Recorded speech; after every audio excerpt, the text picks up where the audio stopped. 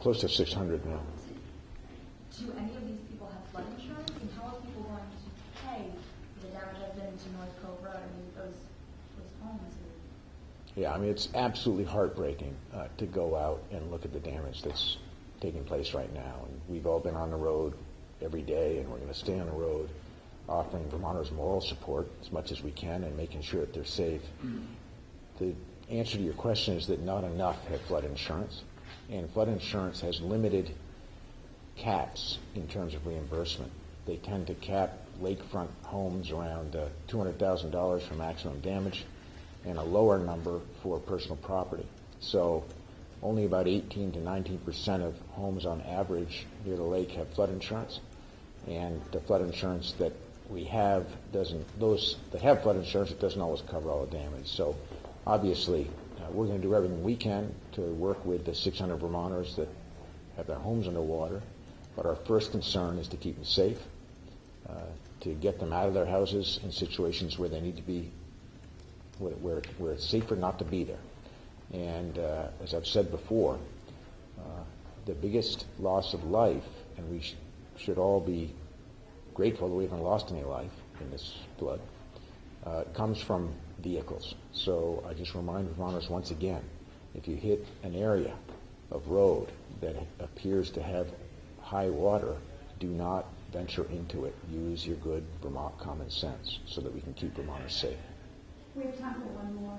Is there any state money that's going to come? I mean, Well, wrapping up by this week, but do you see any emergency money from the state that would come to these homes? We're going to provide all the emergency money that we need to help rebuild as quickly as we can. In terms of the infrastructure damage, as you probably know, the federal-state match is 80% federal, 20% match. So we know that we have a lot of 20% match money just to come up with for infrastructure. In terms of the homes, we just haven't ventured into those waters yet. We first need to keep people safe, figure out where the damage is, and then assess what we can best do. It's unlikely that there would be any state money that would go directly to having a home, or that it's not being worse. You know, I mean, as you know, the state is not in great fiscal shape. So we're not sitting on a lot of money that we can expend. So what we really want to do is work together with the federal government to get as much federal aid as we possibly can. Say something about the session while you're here and developments over the last 24 hours. Here's we think in the country will probably just pass in the House. Real sense that well, I'm always a little cautious to talk about what might be happening in legislative sessions in the last 24 hours. Here's the good news. I think it's likely this is the last 24 hours. I think leadership has done an extraordinary job working on an incredibly ambitious agenda that I put forward in January, working with us as a team to get it done, and doing so in what might appears to be a not only really hard work, but adjourning a week early, which will save Vermonters hundreds of thousands of dollars. So let's keep our fingers crossed, see how it goes in the next 24 to 48 hours, but they appear to be on the road to a early adjournment, having accomplished extraordinary work. When do you think you'll be addressing them?